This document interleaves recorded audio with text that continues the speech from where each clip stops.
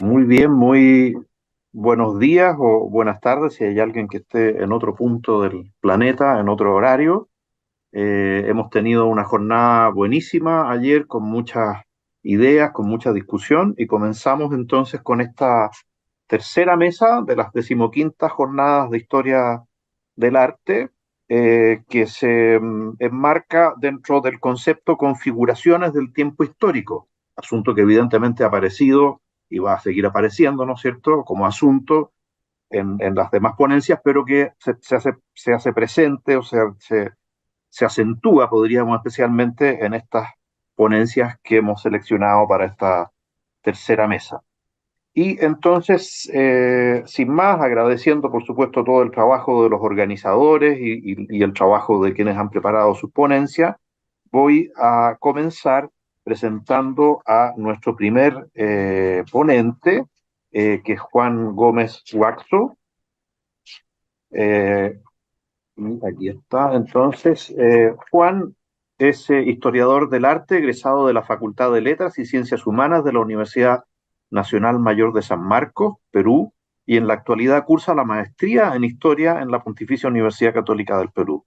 Es miembro del Instituto de Investigaciones Huiñay, dedicado al arte y cultura visual andina, gestor cultural con experiencia en organización de simposios, seminarios y talleres de historia del arte para instituciones universitarias y museos. Se especializa en el estudio del arte del período virreinal del siglo XVIII y principios del siglo XIX de la región surandina. Realizó investigaciones sobre el arte cusqueño durante la independencia y fundación de la República y la serie de los retratos de la familia Chihuantupa del Museo Inca del Cusco, con el cual ganó el primer concurso de jóvenes investigadores organizado por el Museo Pedro de Osma y el proyecto de estudios indianos en el año 2018. La ponencia de Juan se titula Repensar el Renacimiento Inca, recorrido historiográfico sobre la representación de los incas y sus descendientes en la cultura visual peruana durante los siglos XVII y XVIII. Adelante, Juan. Sí, muchas gracias a los organizadores de este evento. Bueno, también por permitirme participar y exponer una serie de reflexiones que son producto de algunas investigaciones que he ido realizando sobre la nobleza indígena y cómo se han ido enmarcando ciertos conceptos para poder interpretarlos dentro de la historiografía. Y bueno, voy a compartir ahora la diapositiva. Eh, más Esta exposición más va a ser tratar de un poco hacer un recuento de las narrativas que se han construido sobre estas imágenes. Y bien, bueno, dentro de la historiografía del arte colonial, desde la década de 1980, se ha desarrollado los estudios sobre la representación de los incas y sus descendientes en la cultura visual andina como parte del periodo denominado Renacimiento Inca, entendido como la expresión artística del movimiento nacional inca, cuya temporalidad inicia a fines del siglo XVII y culmina con la rebelión de Túpac Amaru en 1780. Esta consistía en una serie de manifestaciones culturales que, inspirados en el pasado mítico de los incas, sirvieron como mecanismo de resistencia cultural vigente y de reivindicación que influyó simbólicamente en las rebeliones indígenas del siglo XVIII. Esta premisa fue medular para distintas publicaciones de arte colonial peruano, no tanto en publicaciones académicas especializadas en la historia cultural andina, sino en libros de divulgación, catálogos y proyectos curatoriales. La conceptualización de este periodo fue adquiriendo ciertos matices argumentativos en donde se le adjudicó un significado ambivalente y polisémico, entendiendo las imágenes que éste engloba como parte del intersticio de la sociedad colonial, donde el ámbito cultural sirvió de refugio frente a los efectos de la dominación española. Si bien estas publicaciones tienen importantes aportes, en muchas de estas se definió la imagen del Inca dentro de un discurso o movimiento cultural que se mantuvo homogéneo e inmutable en los distintos espacios sociales y momentos de la historia colonial peruana. Además que se ha buscado establecer indicios del surgimiento de un nacionalismo anticolonial en ciernes que fueron sentando las condiciones subjetivas para la constitución de movimientos independentistas, donde la imagen del Inca aparece como elemento cohesionador. El movimiento nacional inca fue planteada por John Rowe en 1954, definiéndola como una corriente intelectual basada en la tradición inca que sirvió de estímulo para las rebeliones indígenas y que tuvo efectos que se sintieron durante la Guerra de Independencia. Esta idea alcanzó una mayor recepción en los círculos académicos de la historia del arte en la década de 1980. Francisco Stasny traslada esta tesis en el ámbito artístico, definiéndolo como Renacimiento Inca, el cual consistió en una vuelta intencional a los grandes temas míticos del Tahuantinsuyo y a sus formas artísticas, impulsado por la nobleza nativa, pero marcando distancia con el Renacimiento europeo, pues en la sociedad andina el retorno a la antigüedad como modelo cultural no implicó una profunda transformación como lo fue la cultura clásica para la sociedad tardo-medieval, aunque sí en mayor grado que la renovación carolingia. La preocupación de Stasny iba más allá de atribuir una categoría que solo se refiera en un sentido literal a un retorno al pasado. El Renacimiento que buscaba conceptualizar debía explicar la base ideológica que edificó un movimiento cultural de mayor alcance, evidenciado en sus manifestaciones artísticas y sea posible identificar en su forma e iconografía. Sobre esto profundizó cuando realizó el análisis de la pintura del Jardín Universitario de San Antonio, donde se manifestaron las confrontaciones teológicas, políticas y sociales en el ambiente académico cusqueño de alrededor de 1770. En su análisis asocia el nacionalismo incaico con el pensamiento de Tomás de Aquino, impulsadas desde las aulas del Seminario de San Antonio, institución que denotaba simpatía con las causas indígenas y era totalmente opuesto al Colegio de San Bernardo, institución educativa regentada por los jesuitas, ligado al pensamiento probabilista y enfocado en la educación de la aristocracia criolla y española. Una década después, reajustó su posición al considerar que la búsqueda de dicho retorno a las tradiciones culturales no cumplió en los hechos los propósitos sostenidos por la doctrina, dejando de lado el término renacimiento y enfocándose en definirlo según la clase social que lo usufructuaba, arte de caciques y descendientes incas. En cuanto a su intención de encontrar un equivalente al retorno del pasado cultural en la historia del arte europeo, lo comparó con el retorno a la antigüedad clásica del arte medieval en los siglos XII y XIII. Eh, esta última posibilidad de análisis fue dejada de lado, pues la idea de construir una periodificación del arte colonial andino basado en una revitalización nacionalista del pasado incaico adquirió mayor influencia en posteriores investigaciones. En la década de 1990, los historiadores de arte Luis Eduardo Bufarden y Gustavo Buntix, al analizar el programa iconográfico de las efigies de los gobernantes incas y reyes españoles, sugieren que los patrocinadores habrían estado entre quienes prepararon la fallida sublevación de Lima y Huarochirí en 1750. Su hipótesis se basa en que los implicados a dichas conspiraciones habrían participado 2 años atrás en los votos de lealtad al rey Fernando VI durante las fiestas en Lima por su coronación. Ello implicaría que esta imagen representa el resultado de un acatamiento tendencioso, el cual consistía en asumir el discurso de la dominación utilizando sus contradicciones, es decir, revertir la ideología del poder y reelaborar su identidad bajo el lenguaje europeo sin alterar su esencia andina. Para ambos autores, la aceptación de la cultura europea no implica que estén traicionando su pasado, y además esta reinterpretación occidental de la cultura andina contiene elementos que pueden resultar corrosivos para el sistema colonial. Anteriormente, la tesis doctoral de Carolyn Dean vuelve sobre el tema a partir del análisis de la serie de Corpus Christi, ubicado en el Museo Arzobispal del Cusco, lo cual también ya trataré más adelante.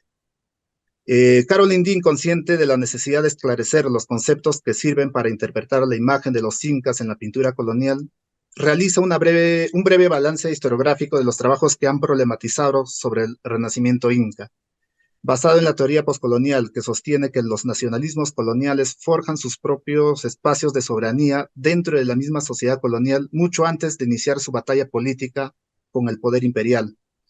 Para la autora, los incas coloniales no resisten el discurso de dominación, sino lo resignifican, en favor de la creación de su propia identidad como subalternos. La nobleza indígena conforma una identidad colonial, por ello afirma que no hay un estado de dominación absoluto, sino que estos fueron algo más que súbditos coloniales. En ese sentido, la relación entre los nobles indígenas con con la cultura hispana trasciende más allá de la relación dominado-dominante, colocándolos en el intersticio de la sociedad colonial. Pese a la intención de marcar diferencia con las posturas anteriores, la resignificación de la identidad inca colonial de Carolyn Dean no es tan diferente al inca renacido de Rowe o Stasny.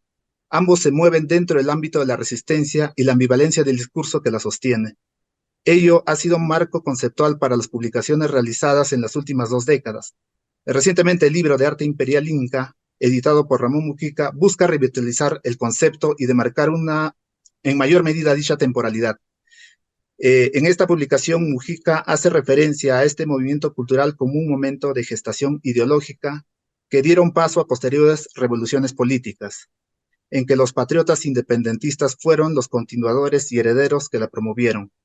Los artefactos u objetos producidos en este periodo constituyeron, para el autor, una política visual innovadora y de resistencia cultural elevada a la categoría de ideología, donde la historia inca se convirtió en una narrativa, y dice el autor, una narrativa de combate dialéctico. Por otro lado, las contribuciones académicas desarrolladas desde la historia social y económica han profundizado en la complejidad cultural y política de un estamento indígena fragmentado internamente, lo que llevó a cuestionar la existencia de un nacionalismo inca y si los productos culturales que éste engloba deberían entenderse en términos de resistencia. No, y dentro de ello cabe resaltar el trabajo de Scarlett O'Phelan, Donato Amado, David Garner, que han nutrido de mucha documentación para poder entender cómo internamente se componía la sociedad indígena en el periodo colonial, ¿no? En la cual también muestra muchos de sus conflictos y pugnas de manera interna frente a la búsqueda de adquirir privilegios y derechos. En la historiografía del arte, las reflexiones de Tomás Cummings, que a fines de la década del 90 afirmaba que las revueltas indígenas que surgieron en el siglo XVIII no necesariamente tenían que ser generados por las imágenes o retratos de la nobleza indígena ni la historia representada. Así como también este historiador Tetsuya Amino nos llama a comprender cómo la imagen del Inca fue rehistorizado permanentemente a lo largo del periodo colonial. Con ello busca replantear la tesis de renacimiento inca a la luz de las nuevas contribuciones dadas por investigaciones de la sociedad andina, reflexiones que invitan a repensar los conceptos y categorías sobre las bases de análisis de los procesos históricos y no tanto realizar una reconstrucción del pasado amoldándolos a conceptos preconcebidos. El caso del pico colonial, tanto la ciudad y las provincias que conformaban la región fueron espacios geográficos socialmente diversos, con historias regionales propias y en la que habitaron distintas etnias, algunos de ellos sometidos por los incas antes de la llegada de los españoles, como los ayarmacas, cañaris, chachapoyas, canas, etc.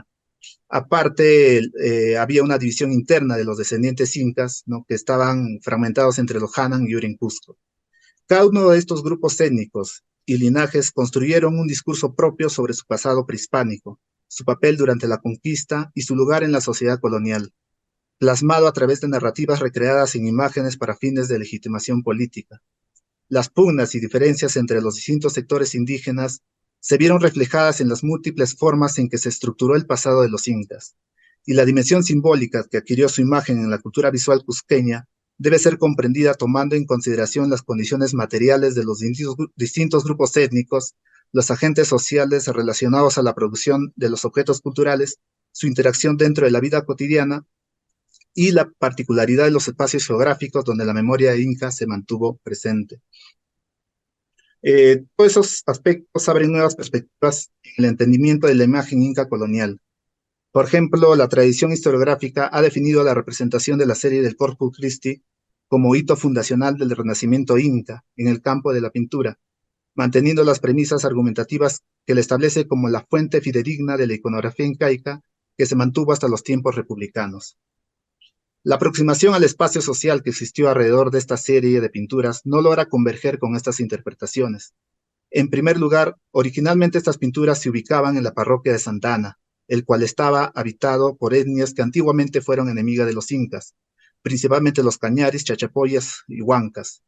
Aunque es probable que el encargo de esta serie ha sido de manera corporativa, donde estuvieron involucrados distintos estamentos sociales de la ciudad del Cusco, el interés por representar a los descendientes incas en esta parroquia habría respondido a pretensiones ajenas a los de su linaje. En ese sentido, es que el historiador cusqueño Donato Amado ha esbozado algunas hipótesis al respecto. El contexto del encargo de la serie coincide con las gestiones que realizaba el cacique principal de la parroquia de Santana, Francisco Uclucana, de origen cañari, quien buscaba ser reconocido e incorporado al cabildo de los descendientes incas cusqueños. Y lo más probable es que haya sido quien encargó la producción de estas pinturas para coadyuvar en alcanzar estas pretensiones. Por otro lado, en segundo lugar, estas imágenes no pudieran ser consideradas como referentes visuales que estimularan las rebeliones del siglo XVIII. Colocando al margen el rol del comitente, los opositores a la rebelión de Túpac Amaru en 1780 fueron quienes interactuaron directamente con estas pinturas y formaban parte de la institución que estas imágenes representaban. Los descendientes incas del Cusco salieron en procesión cargando la imagen de Santiago y el Cristo de los Temblores para reafirmar su postura fidelista, y muchos de ellos sirvieron como jefes militares para aplacar la rebelión. En tercer lugar, la imagen del Inca colonial del Corpus Christi no logró mantener una continuidad ni fue herencia de la imagen republicana del Inca. En plena guerra independentista, en junio de 1824, tras la caída de Lima frente al ejército patriota y el inminente colapso del dominio español, los incas cusqueños hacían petitorios a la corte virreinal instalada en el Cusco para que se mantenga la festividad de Santiago, símbolo del triunfo de la fe católica y la monarquía española, como muestra de fidelidad y gratitud, situación que cambió cuando Bolívar llegó al Cusco en 1825 y decretó la disolución de los títulos nobiliarios, afectando dentro de ello a la nobleza indígena local. Los incas coloniales desaparecieron junto con el orden virreinal. La historia de estos lienzos es oscura y desconocida tras el triunfo de la independencia. Estas y todas las pinturas de los descendientes incas que sobrevivieron las guerras y la decadencia que atravesó la región se mantuvieron en el olvido y no formaron parte de los nuevos símbolos del sistema republicano. Y el inca republicano se distingue tanto en forma y concepto a los incas coloniales representados en la cultura visual andina, aspecto que aún falta profundizar. La reivindicación patrimonial de estos últimos, o sea, de las pinturas coloniales de los incas, recién se dio desde la historiografía del arte colonial a partir de la segunda mitad del siglo XX. Podría tratarse más ejemplos, ¿no?, que nos llevan a las mismas interrogantes, ¿no?, los retratos nobiliarios, los queros, las genealogías de los incas, etc. A mi parecer, el acercamiento a los objetos artísticos a partir de la vida material, el conocer y ver la vida cotidiana de los comitentes, y la comprensión del espacio social en el que se encuentran, va a permitir cotejar si los preceptos que sostienen la visión reivindicacionista de los incas coloniales se ajustan a la realidad histórica que se puede desprender de un análisis cuidadoso de las fuentes empleadas para su estudio. Así Juan, como los valores simbólicos de los incas cambiaron en el transcurso del tiempo, su presencia y función social fue diferente en las distintas regiones del dominio español en el ámbito andino. Bueno, eso sería todo. Muchas gracias, Juan, por la presentación. Muchísimas gracias. Me corresponde entonces presentar a continuación a André Tavares Pereira. Doy lectura a sus antecedentes. André es licenciado en Derecho por la Universidad Federal de Minas Gerais, máster en Historia por la Universidad Estadual de Campinas, doctor en Historia por la Universidad Estadual de Campinas y doctor en Letras por la Universidad Estadual de Campinas.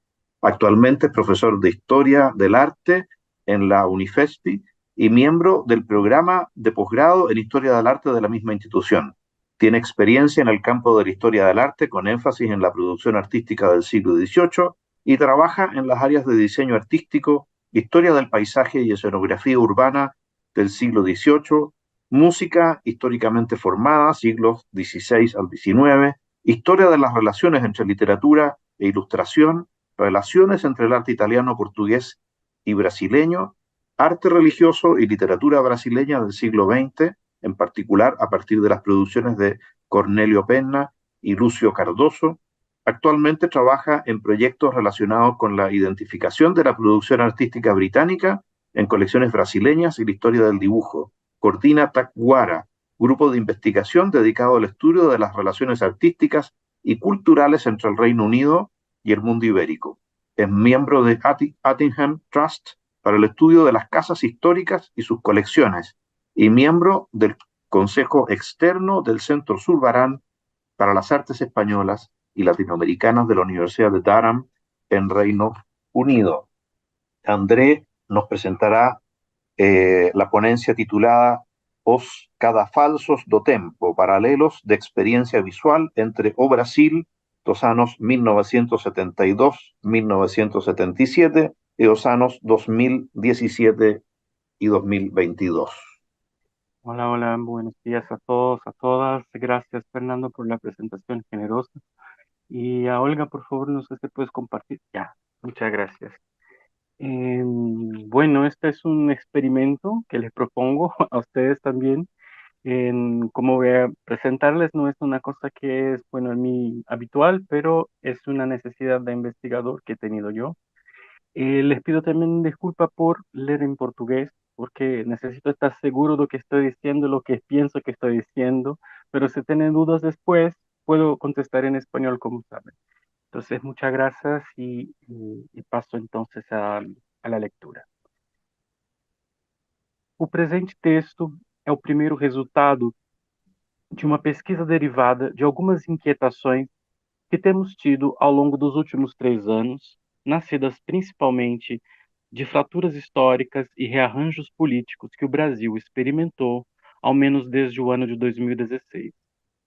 Agravados pelo trauma que representou coletivamente o intervalo dos anos 2020 a 2022, estas inquietações e dúvidas estimularam-me a encaminhar minhas investigações para um campo relativamente distinto daquele em que me movimentava, ou seja, as artes do século XVIII e XIX, o barroco, as suas múltiplas interpretações, etc., deslocando-me para outro que me pareceu mais urgente, outro campo que me pareceu mais urgente. Este novo tema, embora tenha um argumento que possa ser resumido no título da apresentação, ou seja, o paralelo entre as artes de períodos distintos no Brasil, oculta dois outros temas de fundo e cujo alcance pode ser de espectro geral. Vou passar a la próxima, por favor. Em primeiro lugar, o debate sobre uma renovação necessária de certos aspectos da cronologia como instrumento analítico da produção visual. Tendo sido substituída durante algum tempo no contexto brasileiro em projetos curatoriais ou mesmo em matrizes curriculares de carreiras universitárias por eixos temáticos ou abordagens que privilegiam as afinidades de assunto mais do que o ancoramento dos objetos de arte e materiais visuais em certa temporalidade, parece-nos que a representação do tempo, em particular do tempo passado e das minúcias de sua ligação com o presente, ganham particular relevância no contexto político-histórico atual.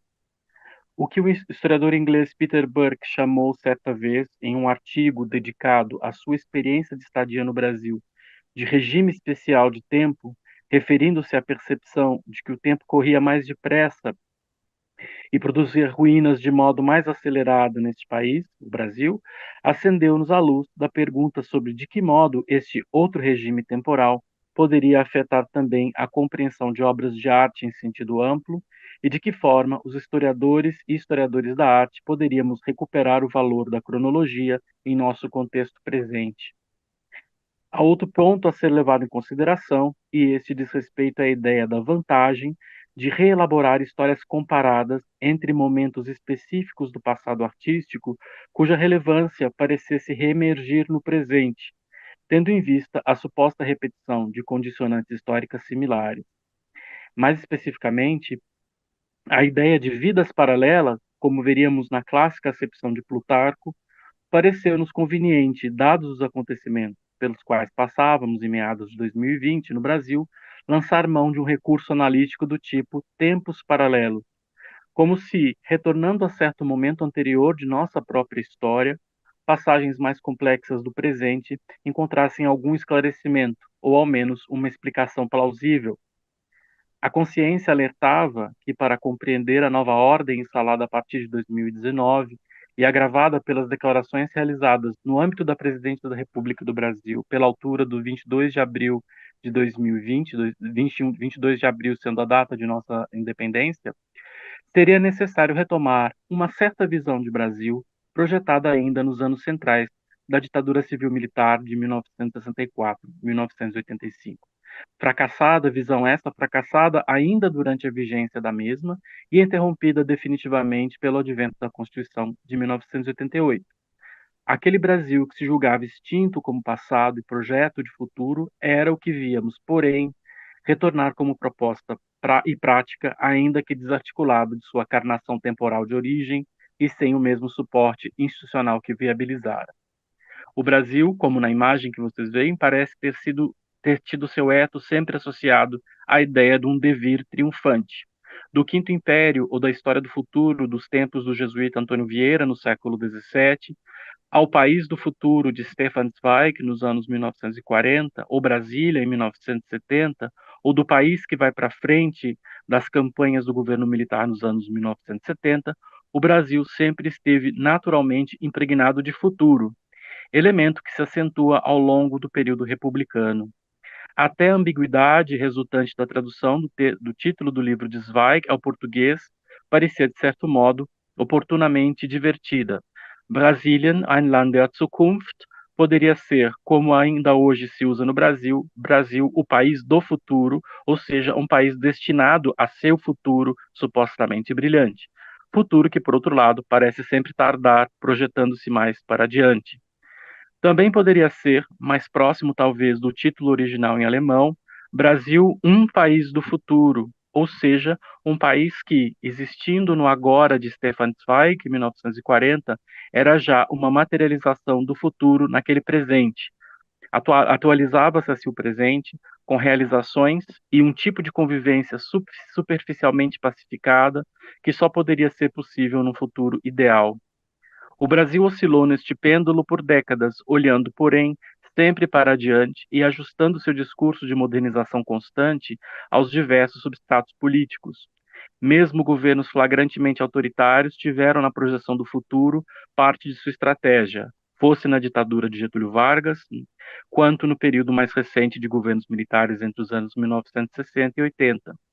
Porém, no caso específico dos anos Bolsonaro, de que tratamos aqui, 2019 e 2022, essa lógica pareceu inverter-se, articulando-se claramente o discurso oficial com o momento pré-1988, colocando-se muitas vezes e mais de uma vez em choque com os valores constitucionais vigentes e acenando com o anseio de retornar a um período específico do passado autoritário brasileiro, a saber, os anos de vigência do chamado Ato Institucional número 5. Pode cambiar, por favor, Olga? E também, assim como na tradição da literatura alemã, Brasil sempre o país do futuro. Pode cambiar uma vez mais.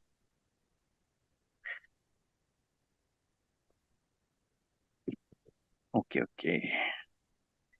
Mesmo dentro dos marcos desse recorte cronológico, ou seja, 1968, 1978, de vigência do ato institucional número 5,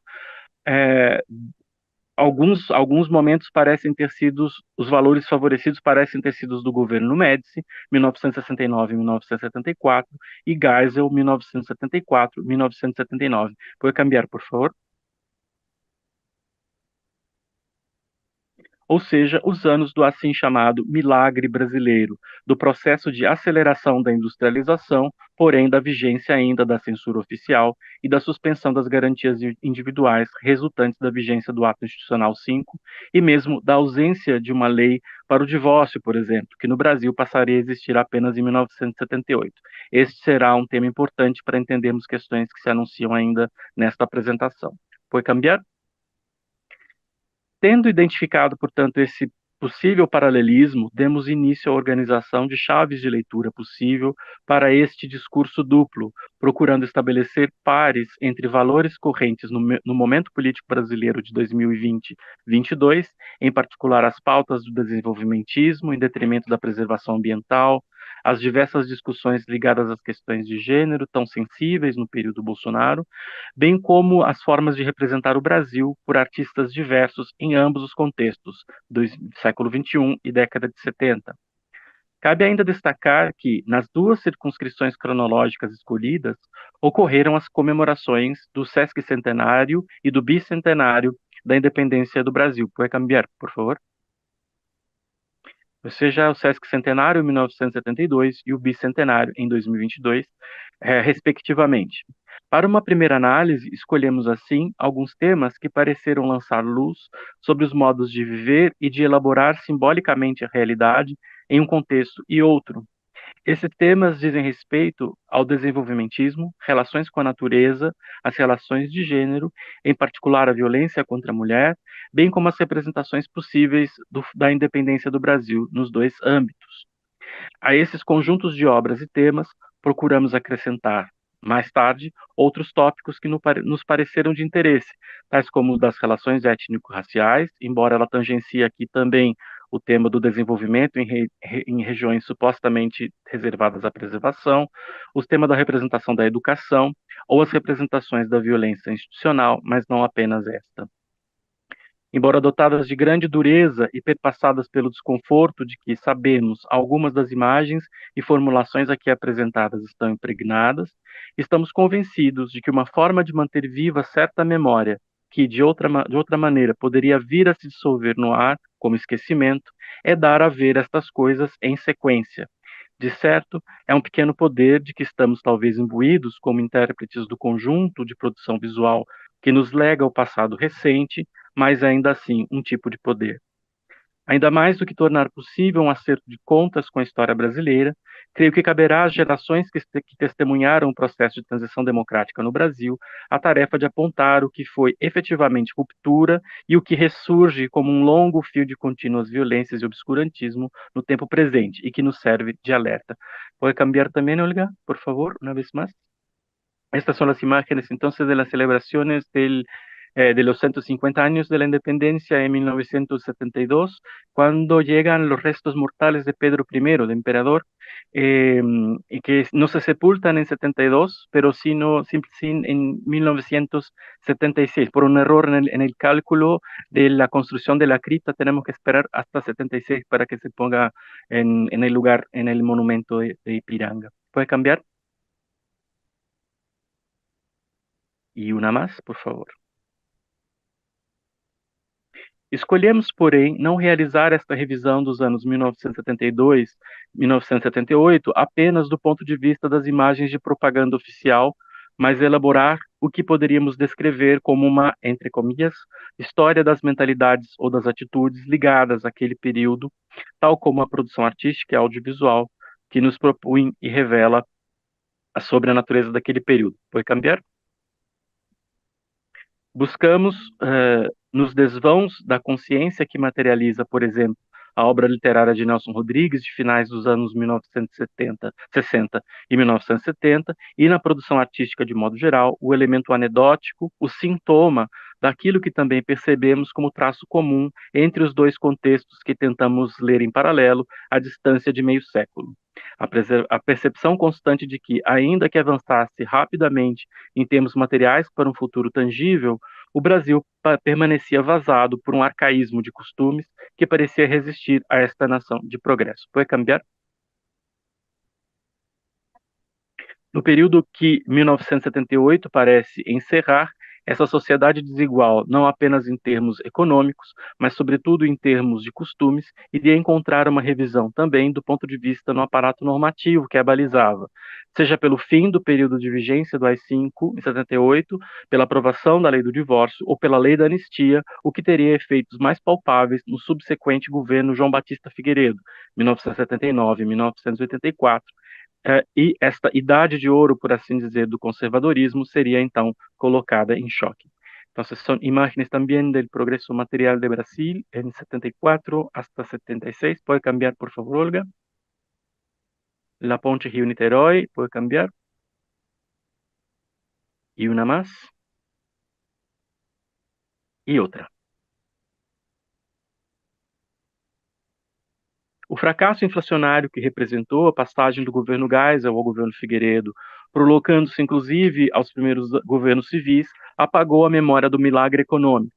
Embora durante as 2 décadas seguintes continuássemos a viver sobre a infraestrutura da modernização dos anos 1970, a padical sobre este projeto de país parecia ter sido a promulgação, 10 anos após o final do AI-5, da Constituição resultante da redemocratização. As eleições presidenciais de 1989 pareciam igualmente ter recolocado o país nos trilhos da institucionalidade, passando o tempo a correr efetivamente para adiante, engendrando por si mesma um novo futuro, como no nome Nova República. Muito da produção que vamos analisar aqui como sintomas dessa superimposição de arcaico e moderno terá seu grau também de grotesco e kitsch, violento na sua representação da realidade brasileira, e por isso mesmo funcionarão como um espelho cuja presença diante do qual o rosto é de difícil sustentação. Diante das inúmeras perguntas que me faziam colegas, sobretudo os estrangeiros, sobre de onde teria saído o que vemos agora no Brasil, ou como algo assim poderia ter acontecido, vi-me na contingência de relembrar alguns fatos e colocar em evidência tantos outros, que percebidos como fragmentos do passado, não produziam necessariamente o sistema, mas vistos como uma unidade ou uma sequência articulada, davam a entender a arrepiante realidade. A violência, a virulência do discurso, o absurdo e o grotesco são partes constituintes, inclusive do ponto de vista estético, de certo caráter, a que afinal podemos associar ao Brasil, e que cerrar os olhos a isto, ainda que parcialmente, havia produzido a mais fenomenal ressaca histórica de que tínhamos tido notícia. Puede cambiar, entonces, las imágenes de Amazonia, una vez más. El Inferno Verde y otra, por favor.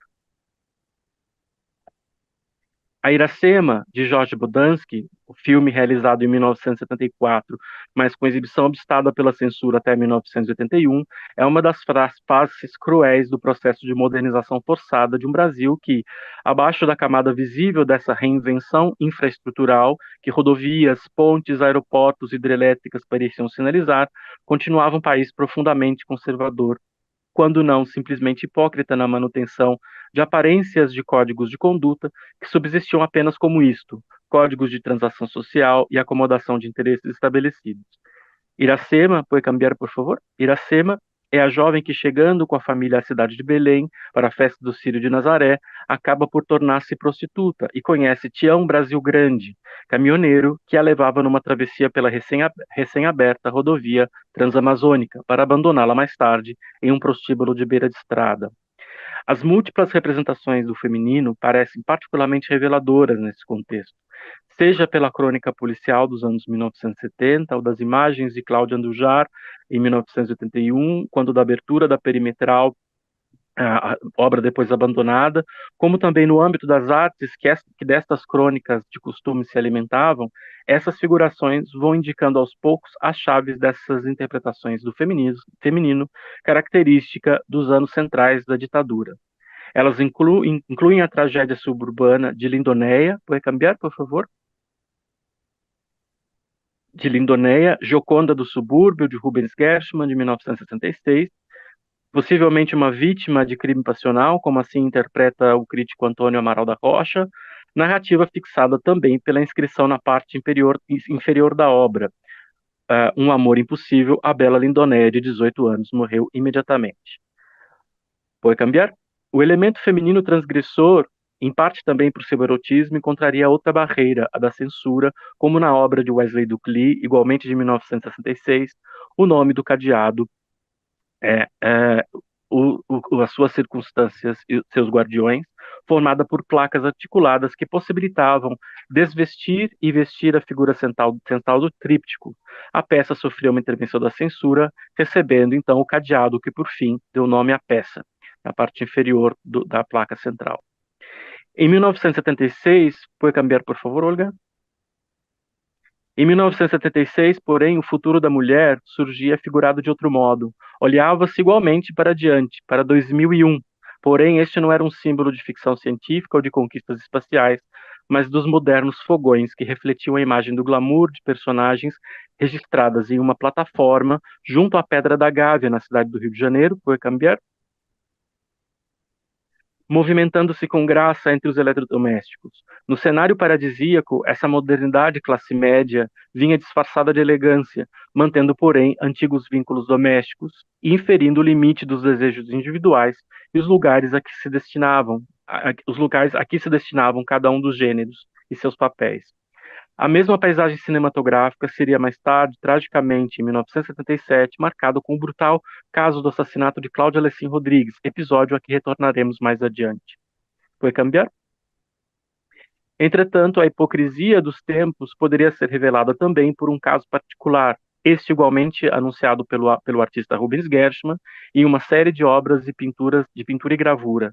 Céline Donnet havia sido a Gioconda do subúrbio em 66, 1974 traria à tona Lou, ou Mona Lou, caçadora de cabeças, protagonistas de um caso policial escandaloso, Lou, Maria de Lourdes Leite Oliveira e seu amante Van, ou seja, Vanderlei Gonçalves Quintão, donde o nome do caso ter se fixado na crônica policial brasileira como caso Van Lou, haviam pactuado assassinar dois ex-namorados da moça, testemunhos da perda de sua honra. Analisada pelo escritor Carlos Heitor Coni em seu romance-reportagem O Caso Lu, Assim É, Se Lhe Parece, 1975, a crônica chamava atenção para a construção meticulosa e clichê da imagem de Lu, a filha de um militar de alta patente do Exército que, embora adulta, apresentava-se de modo definitivamente infantilizado. Pode cambiar, por favor. Quase como uma pin-up, elemento que não passou desapercebido ao próprio artista Rubens Gershman, que exagera certos traços de sua retratada, como no caso dos lábios arredondados, os olhos vidrados e excessivamente brilhantes. Pode cambiar, por favor. Lu era talvez o avesso da imagem da progressiva liberação feminina dos anos 1970 e daquela emancipação que se fixava pouco a pouco na esfera pública brasileira, não sem causar tensão considerável numa sociedade sabidamente machista. Pode cambiar, por favor? Era a mulher fatal, extemporânea, um estereótipo caricato e caricatural de certa modalidade da moralidade de classe média, assim também como espelho dos costumes desse grupo social. Pode cambiar. Numa década pródiga em feminicídios de repercussão nacional, como atesta o renovado e recente interesse pela história dos assassinatos de Ângela Diniz e Cláudia Alessim Rodrigues, a morte acidental de uma atriz talvez tenha acendido a luz sobre a ambiguidade brasileira acerca da imagem dessa nova mulher pós-revolução sexual dos anos 70.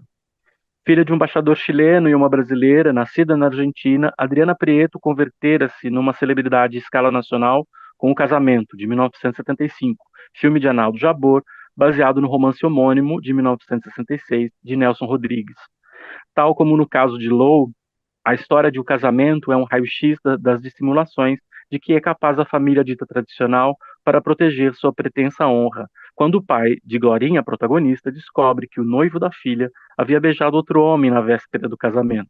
Este incidente escala em tensão e complexidade, revelando os diversos desvãos morais de uma típica família de classe média carioca, tema sempre caro a Nelson Rodrigues. Adriana Prieto faleceu 2 semanas depois da conclusão do filme, como relata Arnaldo Jabor, o diretor, em seu depoimento registrado como elemento extra na reedição remasterizada de 2016 para o filme. Ao descrever o corpo, a figura jacente da atriz falecida, de que iria fazer o reconhecimento, de cujo corpo iria fazer o reconhecimento, Jabor a descreve como uma escultura de mármore ou de alabastro, relatando a espantosa similaridade, o paralelo entre o acidente que efetivamente vitimara Adriana Prieto, o choque de um carro em alta velocidade contra um camburão da polícia, com um acidente que, na trama de O Casamento, acabava por vitimar um dos protagonistas. A morte de André, Adriana Prieto... Perdão, 15 minutos? estamos en el tiempo, pero termina tranquilo. Ok, ok. Pode cambiar, por favor? A morte de Adriana Prieto e a imagem da estátua que seu corpo evoca na leitura de Arnaldo Jabor, talvez tenha representado simbolicamente a morte da personagem liberal e emancipada. Pode cambiar? Seu falecimento estaria conectado por um liame muito sutil a outro crime de grande impacto em 1977, o da jovem Cláudia Alessim Rodrigues. Interessa-nos aqui não o caráter puramente mórbido destes eventos, mas o fato de que eles tenham deixado marcas profundas no imaginário brasileiro de fins dos anos 1970. Foi cambiar. Assim como as esposas ideais do comercial de Fogões em 1976, Outra imagem, a do corpo oculto de Cláudia Lessing sendo resgatado das pedras da Avenida Niemeyer em 1977, deixaria nodas indeléveis a todos o que a ela se expusessem. Também, no caso Cláudia, como depois foi conhecido o evento trágico, a investigação esteve sujeita a inúmeros descaminhos, principalmente em razão do poder econômico e da influência da família do autor do crime. Procurou-se apresentar essa jovem como uma jovem liberada em chave depreciativa, viciada em drogas, vítima supostamente natural em razão de sua conduta, de seu assassino e do cúmplice deste. Essa imagem, então, era a imagem ligada ao imaginário do feminino no final dos anos 70. Foi cambiar?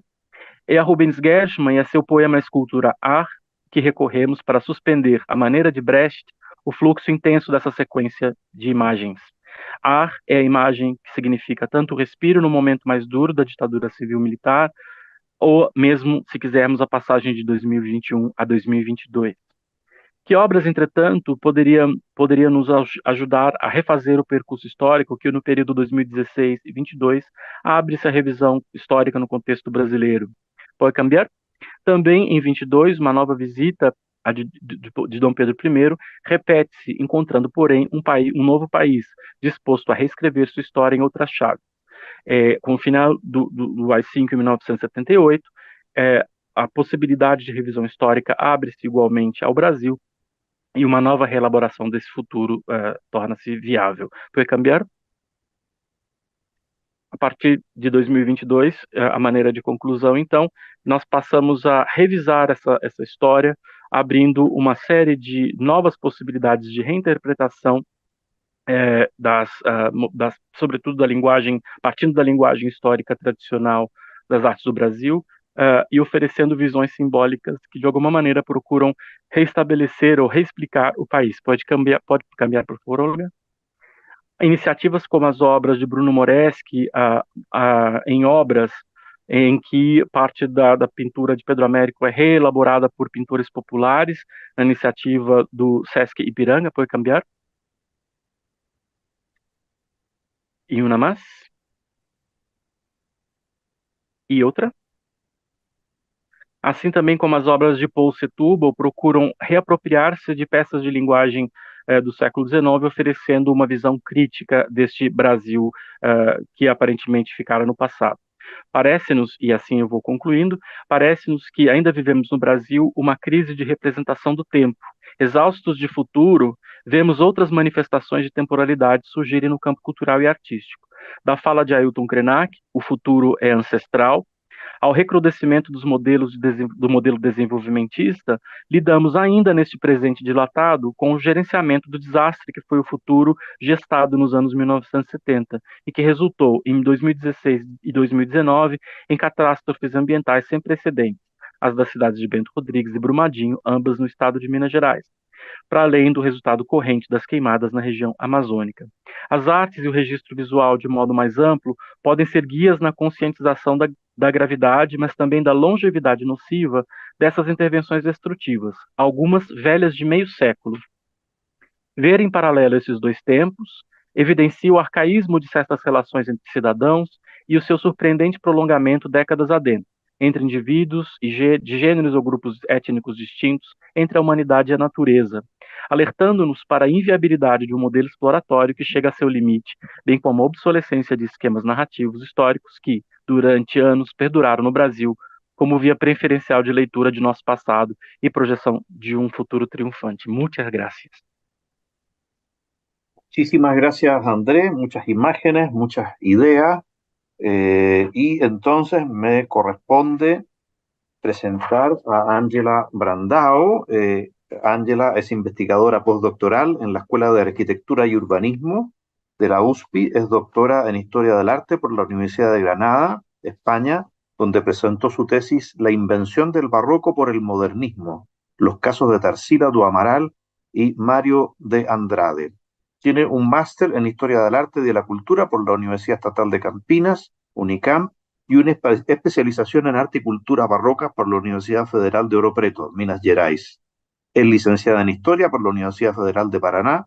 Actualmente es profesora asociada del Departamento de Historia del Arte y del programa de posgrado en Historia del Arte de la Universidad Federal de Sao Paulo, becaria de Productividad e Investigación en el CNPq, miembro del CBHA y coordinadora del Polo Guarulhos del Instituto de Estudios Avanzados y Convergentes.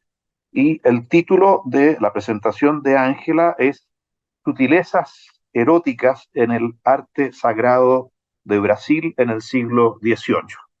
Adelante, Ángela.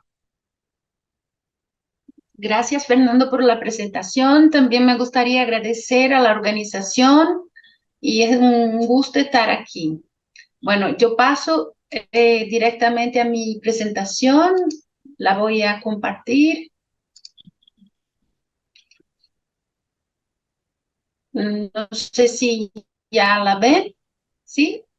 Sí. Bueno, entonces paso a mi lectura. Yo voy a intentar leer en español. Si me perdone si hay palabras un poco raras o equivocadas, ¿no? Bueno, sutilezas eróticas en el arte sacro en Brasil del siglo XVIII. Esta propuesta se ubica desde un punto de vista teórico-metodológico en el cruce estilístico que se viene debatiendo sobre todo desde los años 1960, publicada en Brasil por Miriam Oliveira en su libro del 2003, O Rococó Religioso no Brasil e seus antecedentes europeus.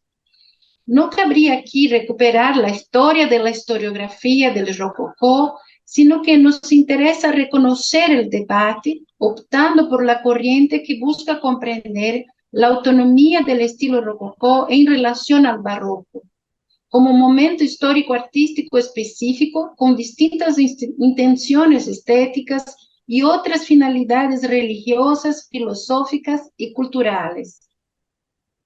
Los estudios del historiador del arte canadiense Galvin Bailey son importantes referencias. Su libro, El Rococó Espiritual, Decoración y Divinidad, desde los salones de París hasta las misiones de la Patagonia, de 2014, aporta tres aspectos fundamentales para nuestra problemática. En primer lugar, Bailey presenta el carácter universal del arte rococó como un estilo internacional y un fenómeno global. En segundo lugar, entiende la cultura rococó como algo que trasciende las artes visuales y que debe, por lo tanto, percibirse en conjunto con la literatura religiosa, la filosofía, es decir, la textualidad del siglo XVIII.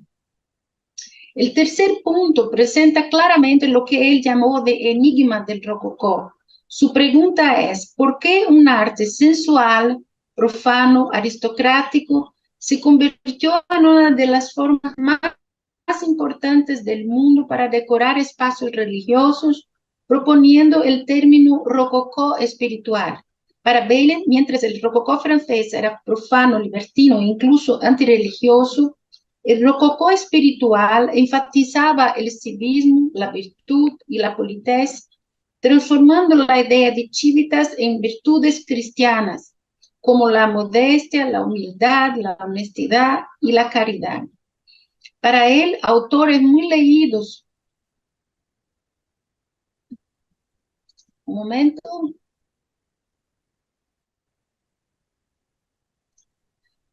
Ya. Autores muy leídos como Antoine de Courtin, Nouveau traité de la civilité qui se pratique en France parmi les honnêtes gens de 1671, desarrollaron el principio de que el placer y la felicidad eran fines loables en sí mismos, pero siempre atenuados por el decoro y guiados por un sentido espiritual y un deber moral. A través de algunas obras del periodo colonial brasileño, reivindicamos la autonomía estilística del rococó, así como sus ambivalencias como arte profano, aristocrático, mundano, pero también como arte espiritual. En este sentido, buscamos esclarecer ciertas peculiaridades de la sensibilidad religiosa y espiritual del rococó, con su reconocimiento del cuerpo, la sensualidad, las sutilezas eróticas como experiencias que impregnan sentimientos místicos religiosos. En su libro, publicado en 1700, el padre Baltasar da Encarnación advierte que los 5 sentidos son las 5 puertas de la ciudad de la conciencia, por las cuales, yo, comillas, no lo citando, por las cuales el alma puede disfrutar de las delicias de este paraíso terrenal. Ahora, fin de la cita. En cada capítulo, Baltasar examina cada uno de los 5 sentidos. Según Bailey, en este periodo fueron muchos los autores, entre ellos religiosos y filósofos, que comenzaron a acercarse al ideal del placer y la felicidad mundana como el objetivo que había marcado la humanidad desde Aristóteles o Epicuro. Este aspecto de la larga duración se acentuará a lo largo del siglo XVIII hacia una religión de la felicidad, al mismo tiempo que se acercaría de la racionalidad de la Ilustración, lo que el autor llamó de Ilustración católica. En los tratados religiosos, morales y de comportamiento del siglo XVIII se hicieron comunes términos como alegría, placer, gozo, encanto y voluptuosidad. Para Robert Jude, en su libro Una historia de los sentidos de 2004, el siglo XVIII fue, sin embargo, el terreno para el desarrollo de la filosofía del sensualismo, incluida la herencia de Descartes, pero especialmente las ideas de John Locke, George Berkeley, David Hume, el pensamiento de Rousseau, los enciclopedistas y Condillac, uno de los fundadores del sensualismo filosófico. Muchos de estos autores circularon en las bibliotecas del clero ilustrado y intelectuales que participaron de la conjura, la conspiración de Minas Gerais, la llamada Inconfidencia Mineira de 1789, que intentaba la independencia de la colonia de Portugal, donde se reconocen sus libros a partir de sus inventarios hechos para la confiscación de sus bienes. Debemos considerar que en el raro y aún poco estudiado universo de la pintura secular en espacios laicos es significativa, son necesarios análisis iconográficos y iconológicos más profundos. La presencia significativa de algunas obras que poseen sutilezas eróticas revela una comprensión en la colonia de la tendencia religiosa a aceptar y promover la felicidad, los placeres sensoriales del cuerpo, proporcionados por las experiencias terrenas, alejándose, sin embargo, del aspecto pecaminoso. También confirma la producción de imágenes relacionadas con la circulación del pensamiento filosófico sensualista.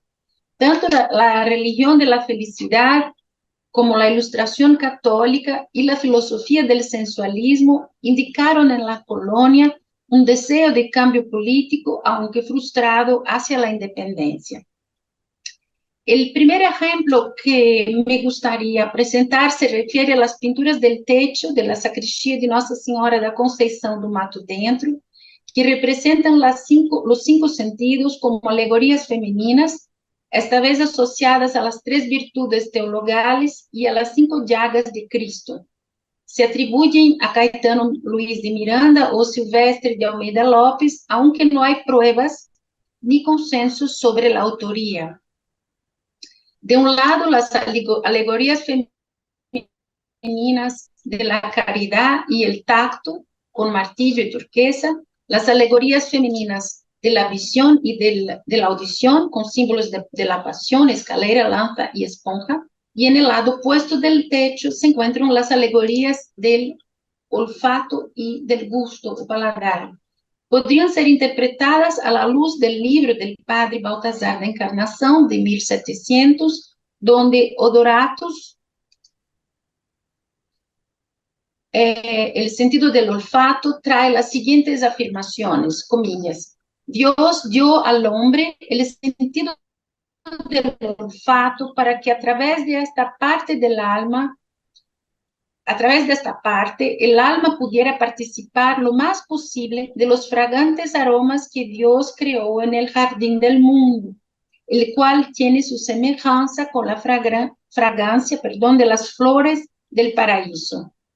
Michel Delon, en su libro El savoir-vivre libertino, recuerda que el olfato estaba un poco acima del tacto en la jerarquía de los sentidos, ya que algunos olores eran utilizados como metáfora de la santidad, aunque los perfumes terrenales siempre han sido vistos con sospecha porque podrían llevar a los hombres al pecado. En la cultura libertina, sin embargo, los perfumes desempeñan un papel central, presentes en los cuerpos y en los espacios de intimidad y seducción, incluidos los jardines reales o artificiales. Los olores y fragancias fueron valorizados con la invención y difusión de los perfumes, un fenómeno típico del siglo XVIII. El segundo ejemplo de la alegoría de los 5 sentidos en el arte rococó del Brasil colonial, tenemos el techo del salón principal de la casa de Padre Toledo en Tiradentes, Minas Gerais, donde hay pinturas al temple y cola sobre 5 paneles de madera. No hay confirmación sobre la autoría de tales pinturas, aunque se sugiere hipótesis de atribución a pintores. Sí, dime. Tienes un problema con el audio. No sé si será conveniente que apagues la cámara. Sí. Mientras estás hablando, porque se corta a veces un poco. Vale. ¿En qué punto debo empezar? ¿Debo volver? No. Sigue donde estaba, porque todavía se alcanzó a entender, pero se pierden algunas palabras. Ok. Bueno, ¿está mejor ahora? Sí, perfecto. Bueno, en el centro de cada uno de los medallones, uno a uno, se presentan parejas galantes descansando cerca de la naturaleza, con paisajes de fondo, alusivos a la mitología clásica, y señalan a través de gestos y atributos el sentido al que se refieren.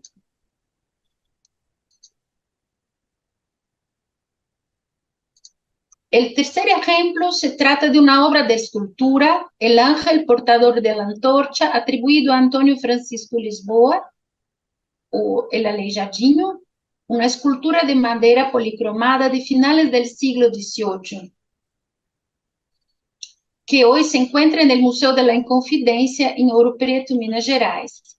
Los ángeles portadores de antorcha podrían ser estudiados como una interesante tipología relacionada a los personajes de corte como figuras de invitación, marcados por cierta alegría aristocrática y cortesana, por la androginía, en que detalles de su cuerpo se revelan por la gestualidad que deja que los trajes ya no lo cubran y por delicados peinados.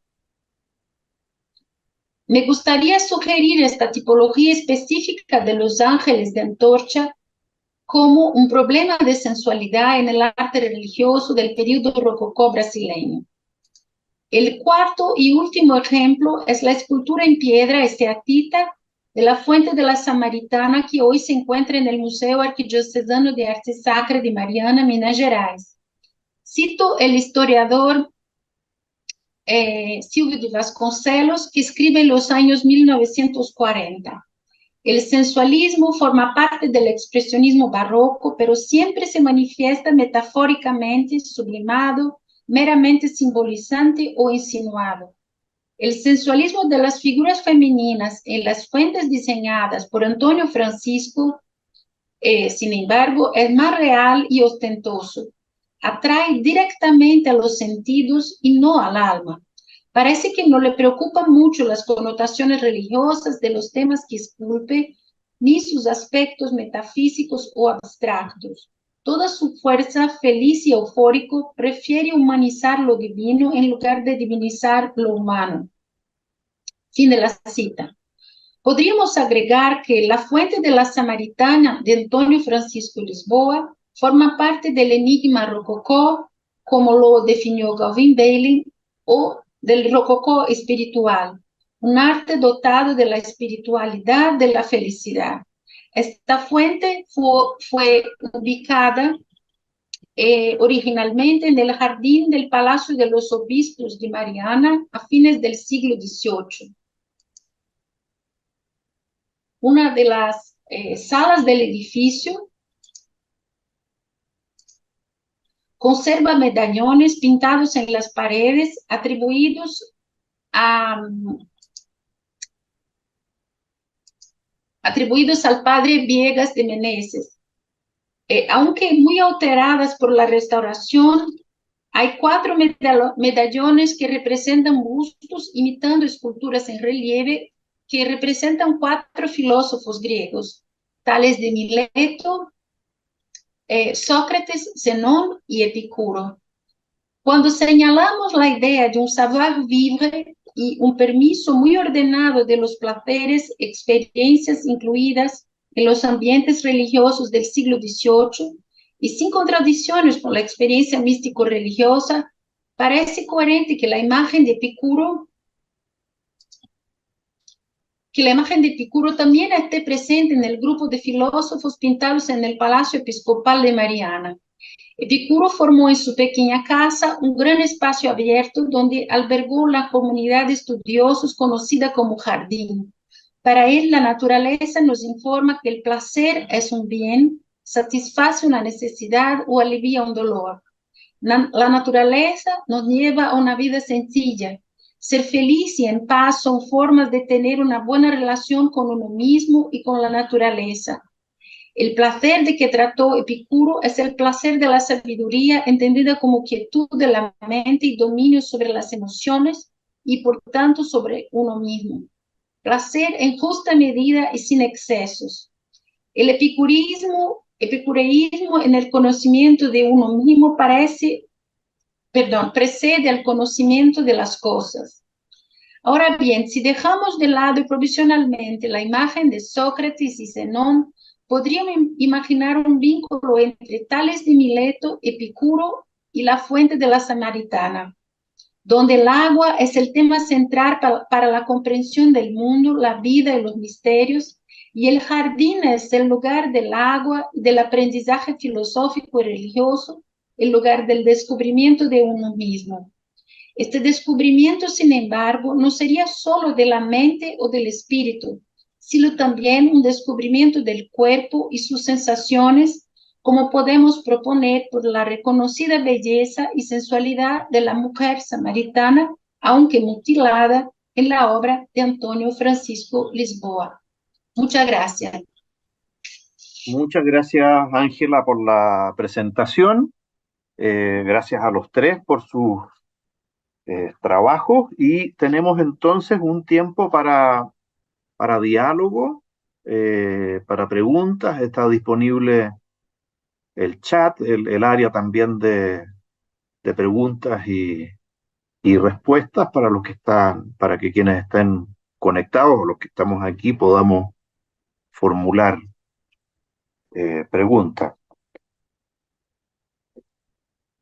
Quería comenzar por proponiendo un tema, y los tres pueden tomar la palabra.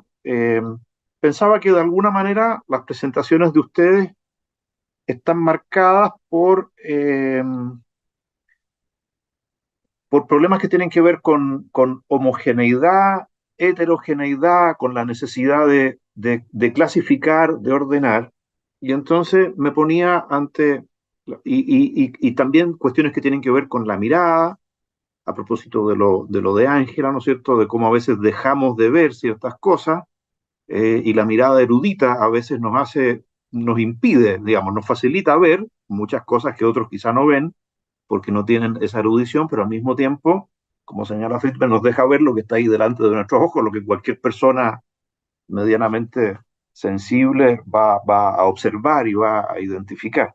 Pero me parece que eso también está presente en las otras ponencias. Entonces, claro, vivimos siempre con una tensión, y estas tres ponencias de alguna manera lo que hacen es enfrentar esa tensión y proponer cosas nuevas, ¿no es cierto?, de cómo el conocimiento académico nos obliga de alguna manera a homogeneizar y nos entrega una serie de miradas, ¿no es cierto? Todos tenemos en la cabeza información historiográfica, información teórica, que nos lleva a, ¿no es cierto?, a darle ideologías, conceptos que nos llevan a ver las cosas de una determinada manera, y a veces hay que quebrar esa manera y mirar materiales tan diversos como los que miraba André, que no parecen los materiales ortodoxos que debiera mirar un historiador del arte, volver a mirar, como planteaba Juan, ¿no es cierto?, todas estas representaciones, ¿no es cierto?, que tendrían que ver con este renacimiento inca, ¿no es cierto?, del periodo colonial y cómo es leído en la época republicana, cómo volver a leer eso cuando hay un peso historiográfico tan grande y cuando hay una cierta homogeneización, ¿no es cierto?, una lectura que homogeneiza, que otorga una cierta dirección para leer esos materiales, y me parece que los tres de alguna manera diversa, con diversos materiales, enfrentaban ese problema. Con Ángela debiéramos hacer un seminario autónomo sobre el rococó, ya lo organizaremos en algún momento. Bueno, les doy la palabra para que comenten lo que les parezca oportuno.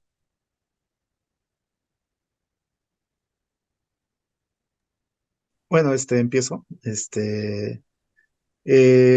Claro, o sea, uno de los problemas que he visto al definir conceptos o cuando ya se trata de entender cómo se categoriza algunos procesos históricos es de generalizar ciertas ideas y tratar de interpretar sin entender casos específicos, ¿no?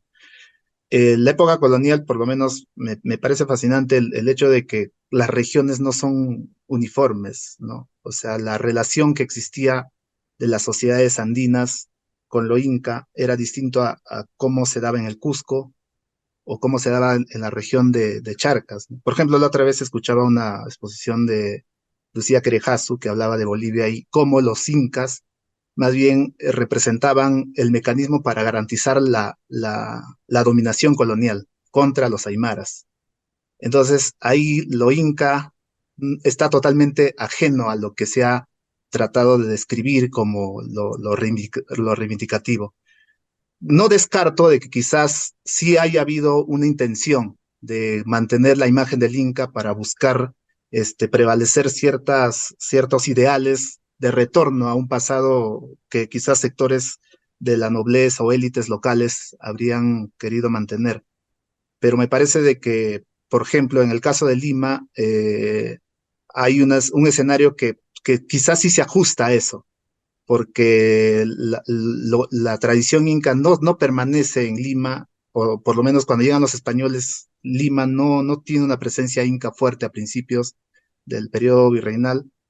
Inicia a fines del siglo XVII cuando la corona española busca ampliar el espectro social de la nobleza indígena y pone como condición que demuestren que son descendientes incas. Entonces, los que no eran descendientes incas buscan construir un pasado que entronque con este linaje. Distinto al Cusco. El Cusco es una ciudad que lo inca nunca desapareció en ningún momento. Quizás se conoce el Corpus Christi desde el siglo XVII, donde empiezan a aparecer imágenes de los descendientes representados como alférez, pero había las fiestas religiosas que se hacían y están en distintos memoriales, salían como vestidos incas desde el principio del siglo XVII. Entonces, o por ejemplo, otra diferencia que hay, la genealogía de los gobernantes incas en Cusco acaba hasta Huayna Cápac. En cambio, en Lima acaba con Huáscar y Atahualpa. Y había una fuerte discrepancia en cuanto a cómo articulaban ese pasado, tanto los que defendían su descendencia de Huayna Cápac o con otros que trataban de buscar mecanismos para encontrar algún truco que les permita justificar su condición nobiliaria. Entonces, hay diferencias en tanto a las relaciones sociales que existen en cada región, los intereses que hay, intereses particulares de una etnia, de un linaje, para poder promover una narrativa.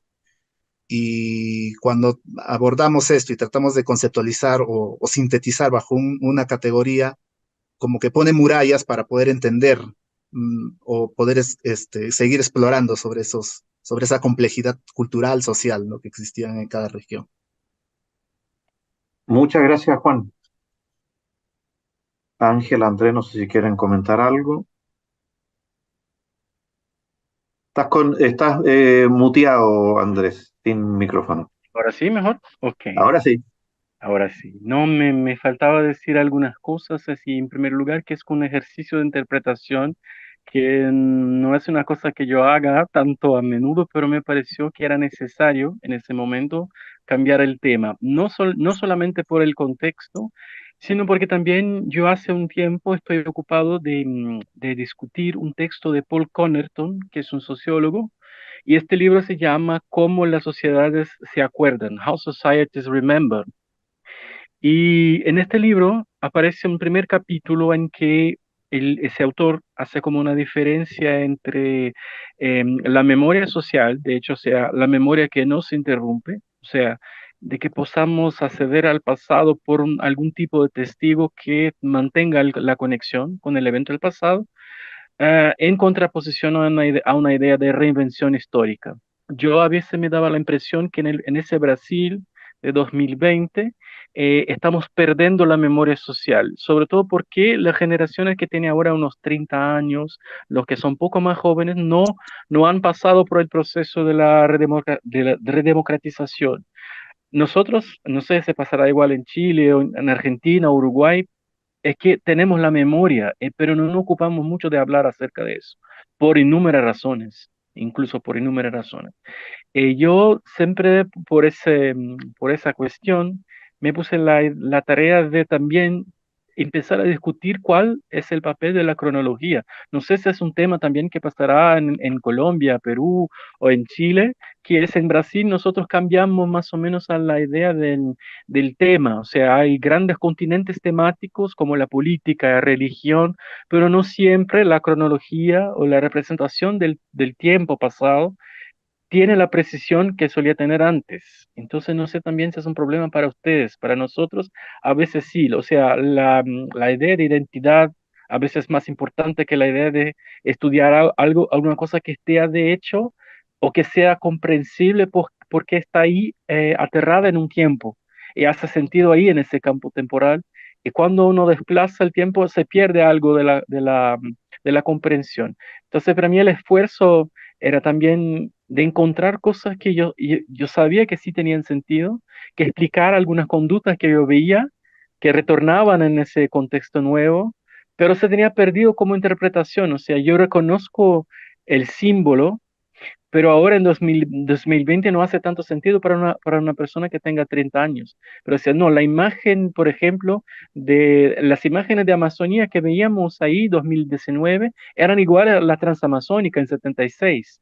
Entonces volvía la forma de representación, sea por la publicidad oficial, o entonces estas anécdotas, las pequeñas historias que se pierden, pero que yo sí sé que son como símbolos de un periodo, de una manera de representar el tiempo, o un cierto tipo de comportamiento también que se pierde. Entonces, un poco mi inquietación es está más bien dividida entre el recuperar la memoria de ese momento específico, pero también pensar cuál es el rol de la cronología, cómo representamos el tiempo, qué sentido hace cuando desplazamos los objetos que sí tienen un sentido muy fuerte en un determinado momento, pero ahora están involucrados en otro proceso que los curadores dicen que es, no sé, identidad o es una cuestión técnica. Entonces, más o menos también volver al tema de cómo utilizamos el pasado de manera crítica para comprender el presente, pero conscientes de que es una representación también.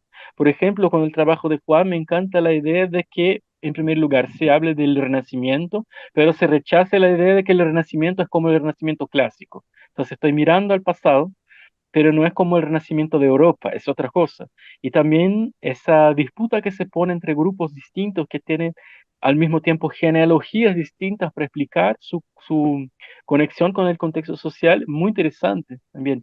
Yo lo pensaba al año pasado en Argentina, que teníamos el congreso ese de Centro Materia, en que una de las cuestiones de mi trabajo era quién tiene en el periodo colonial el privilegio de representar a su propia historia. En Brasil, por ejemplo, es muy raro, incluso para los portugueses que viven acá. O sea, ese hecho de que un grupo étnico pueda representar su genealogía de reyes es muy interesante. Para nosotros, incluso los blancos portugueses no siempre tenían la posibilidad de hacerlo. Y hay algunos episodios que yo vi que vuelven, pero siempre los mismos. O sea, la guerra contra los holandeses, por ejemplo, que vuelve dos, cuatro veces, pero no otras cosas que no se acuerdan más. Entonces, muy interesante también esa idea de que algunos tienen el privilegio de representar su propia historia en el régimen colonial, pero otros no. Entonces, también me interesó mucho el trabajo. Muchas gracias, Andrés. Ángela, no sé si quieres comentar algo. Sí, sí, Fernando. No, solo pensando en el tema de las jornadas, ¿no? Esta contemporaneidad del pasado. eh, eh, una cosa que me he fijado es que justo esta historiografía del arte rococó, producida en plan estilístico, en plan histórico-artístico, ¿no? Se produce justo en los años 1960, ¿no? Muchos autores de los años 60, comienzos del 70, se dedican a comprender el rococó. Y es curioso porque justo en estos años, sobre todo a partir del mayo del 68, con la revolución sexual, también se empezó a estudiar la literatura libertina, la cultura libertina, ¿no? Entonces me parece, yo no estoy segura, pero me parece que hay en los años 1960, bueno, para Se, se cortó la comunicación, Ángela. esta idea de las camadas del tiempo, ¿no? Que se sobreponen. Ángela, ¿nos escucha? Creo que sería bueno que apagara la cámara porque sí Sí, se nos está Ángela, si cortando. puedes apagar la cámara, pero yo creo que no nos escuchan. Sí, sí, ahora escucho, ¿me escuchan? Sí, perfecto. Sí. He Nos vuelto. habíamos quedado en la Bueno, Revolución del no, 68 y la liberación sexual, y ahí estábamos. sí, sí, por eso. Entonces, me parece que, no estoy segura, pero me parece que la historiografía del arte, justo al finales de los años 60, durante los años 60 ya empieza a interesarse por el rococó y también por esta cultura libertina, ¿no? La literatura erótica del siglo XVIII e incluso pornográfica fue considerada de muy mal gusto, ¿no? Sobre todo hasta los años 60, cuando se empieza a interesarse y estudiar la cultura libertina como algo con validad histórica, digna de ser estudiada por la historia de la literatura, por ejemplo. Entonces, como hablábamos de estas distintas camadas de tiempo, ¿no?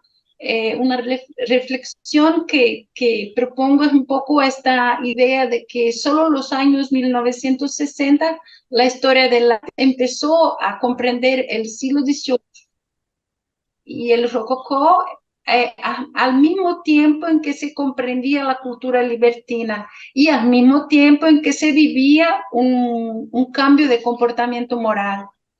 Y bueno, nada más. Muchas gracias. Iba a ser, no sé si hay alguno que quiera hacer preguntas o observaciones cruzadas. Yo tengo dos preguntas más, pero me puedo autocensurar. Las lanzo entonces, sí.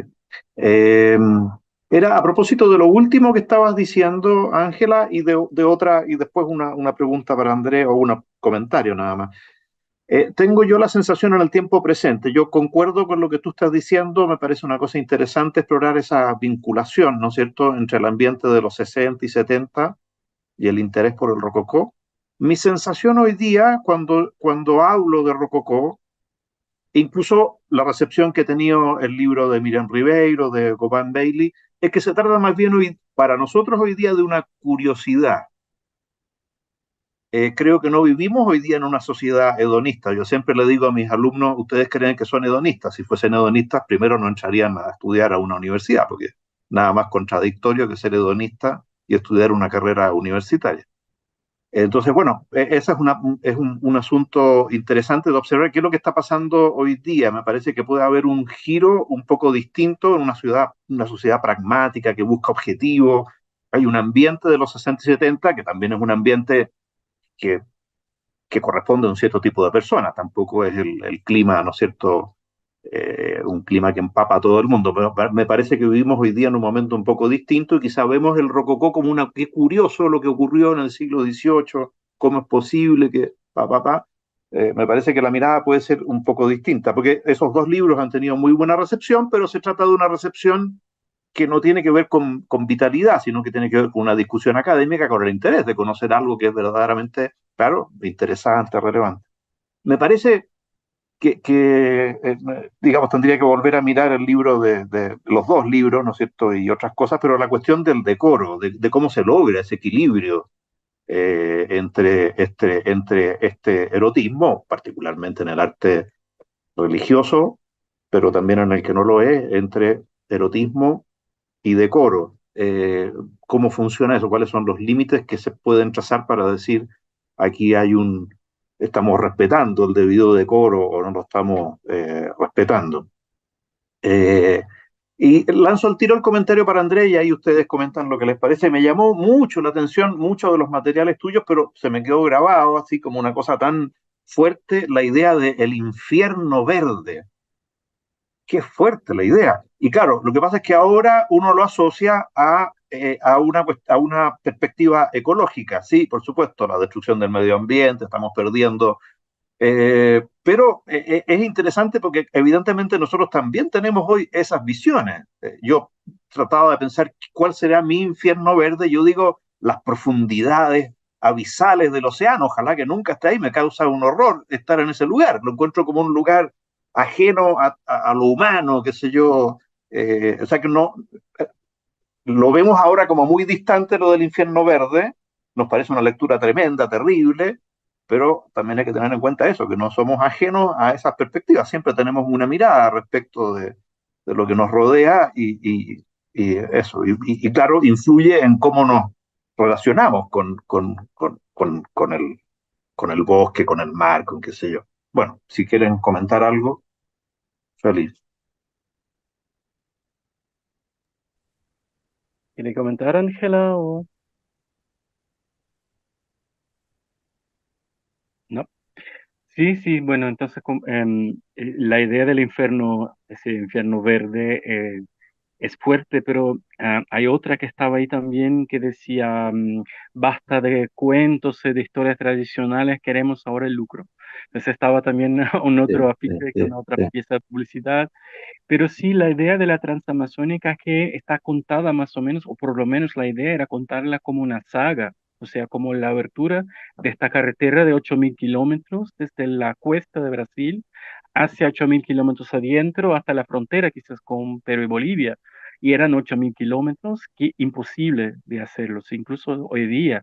O sea, que la carretera nunca se concluye, aunque sea Mm, un proyecto de integración que se supone que va más o menos crear la condición de desarrollo para la zona de Amazonía, pero en realidad lo que hace simplemente, como se ve, por ejemplo, en esa película, Iracema, es que tiene como pueblos alrededor de la carretera, tiene problemas con las quemadas, por ejemplo, el derrumbe de los árboles, y con el proyecto ese de Claudio Andújar, cuando ves la perimetral, la otra carretera, esa tampoco se concluye, es un proyecto que se abandona por el impacto que tiene, sobre todo en la población que está más al norte. El caso de Claudia Andujar son los Yanomami, o sea, es más bien en la frontera arriba, sea Venezuela o parte incluso con Colombia del otro lado, y tendrían como la intención, yo creo que al tiempo, de recuperar que era ya la historia ancestral de la ocupación de la Amazonía por Rondón, o sea, a comienzos del siglo XX.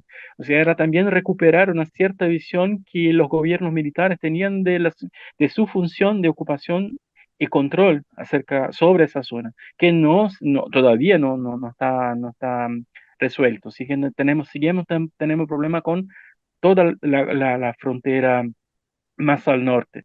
Pero si era toda la imagen, hay dos cosas que ocurren al mismo tiempo. Una es ese intento de hacer una ligación por vía, bueno, cortar a la Amazonía de un lado a otro. La otra es la creación de que nosotros llamamos la zona franca de Manaus. Usted se acordará, la zona franca era como un centro de producción industrial que está en la capital, Manaus, en la Amazonía. O sea, era como un proyecto de desarrollo que quita del camino las poblaciones tradicionales o la visión más tradicional acerca de qué era este lugar, e intenta sustituirlo por esa visión un poco más pragmática, como decías tú, pero que resulta igualmente en una catástrofe. Y no es una cosa nueva, porque en el siglo XX hemos tenido también el intento en los caminos de la ferrovía, que tampoco resulta, esto más a la zona de Rondonia, Acre al otro lado, y eso también es un proyecto que es de los años como los años 20 más o menos, que tampoco resulta, porque la floresta simplemente la Amazonía como toma para sí una vez más lo que era ocupado. Entonces, como en los años 70 aparece la solución, pero en 4 o 5 años ya se ve que el proyecto no va a salir. Entonces es complicado. Pero Olga, tenía la mano. Buenísima. Olga, ¿querías comentar algo? Ángela, después si quieres comentar algo también. Sí, Adelante. pero quizá Ángela quería contestarte primero. ¿Puede ser, Ángela? ¿Quieres? Bien, te dejo Dale. a ti primero. Si quieres, apagas la cámara para que te escuchemos bien. Bueno, no, yo pensaba en esta actualidad del rococó, ¿no? Como en estas sucesivas invenciones del pasado. Y hoy mismo por la mañana, por curiosidad, ¿no? Mi hija me enseñaba que hay un movimiento en TikTok, creo, que las niñas, las jóvenes, ¿no? Las chicas se visten como María Antonieta y se presentan, ¿no? Pero en todo el mundo, las niñas hoy, ¿no? Las chicas hoy, jóvenes, intentan transformarse en María Antonieta. Yo creo que, claro, el filme de Coppola, la película, ¿no? De Coppola, pero yo creo que hay estas distintas invenciones del pasado, ¿no? Y el pasado vuelve en modo cada vez más digamos, como artificial, ¿no? Que no, es muy difícil volver a recuperar la historicidad del propio pasado, ¿no? Es imposible. Entonces, yo creo que hay que comprender estas distintas interpretaciones como parte de las obras, ¿no? Muchas gracias, Pero Ángela. eso, nada, no sé si, no, Muy interesante. Olga, Bueno, primero que todo, muchísimas gracias, Ángela, Juan, André. He disfrutado un montón esta mesa. Creo que uno de los temas, o a mí personalmente, los que más me interesa es justamente los tiempos, ¿no? Quiero llamar la atención que cuando abrimos el llamado a presentar ponencias, temporalidades fue difícil, ¿no? Yo creo, curiosamente, es una de nuestras tareas, pero creo que es algo a lo que no le dedicamos tanto tiempo. Y hacia allá va mi comentario y me pregunta, y es, pues, inevitable pensar aquí en George Kuhler y en su maravilloso libro de configuración del tiempo, ¿no? Yo realmente considero, como él lo propone, que una de las sustancias de nuestro trabajo, ¿no? Y de los ingredientes principales del historiador es ese moldear los tiempos, configurarlos. Y, y me encanta porque los tres lo han hecho de maneras muy distintas, ¿no? Se han animado realmente como a modelar los tiempos. Y me preguntaba en los diferentes casos, ¿no? La idea, estoy de acuerdo con André, tan sugestiva de Juan sobre un tema que yo creo que no es banal en la historiografía del Perú, del renacimiento incaico, que se convierte también como en un orgullo nacional de la historiografía peruana, lo que tú mostrabas justamente, Juan, y de alguna manera cómo la historiografía termina también generalizando y un poco banalizando sus procesos, ¿no? Y usando renacimiento, como bien decía André, pero que no fuera ese renacimiento clásico. Y pienso en lo que nos decía ayer también Alex, ¿no? Sobre, y algo que anotó Andrés, sobre las crisis de la representación, y yo pensaría que tiene que ver como con esos volver al pasado, ¿no? O sea, yo pienso que siempre hemos vivido en crisis de representación, ¿no? Historizar el pasado siempre es más una ilusión. Y pensaba con lo tuyo, Ángela, que igual muy valiente tomar el término de rococó, ¿no? Porque es un poco estas palabrotas estilísticas que para el caso latinoamericano creo que han sido difíciles, ¿no? Nos ha costado zafarnos, pero también cómo mantenerlas. Entonces, mi pregunta va después de esta oreja tan grande es, si ustedes piensan que es importante, sugestivo, si vale la pena tomarnos en serio esta idea de modelar tiempos, ¿no? De atrevernos a entenderlos, a entender cómo se han configurado, pero también a proponer quizá otras formas de narrar, de construir cronologías, ¿no? De vincular, como decía Andrés, tus tiempos paralelos, ¿no? De jugar un poco con esos tiempos para la construcción de nuestros relatos históricos en el presente. Esa es mi pregunta. Gracias.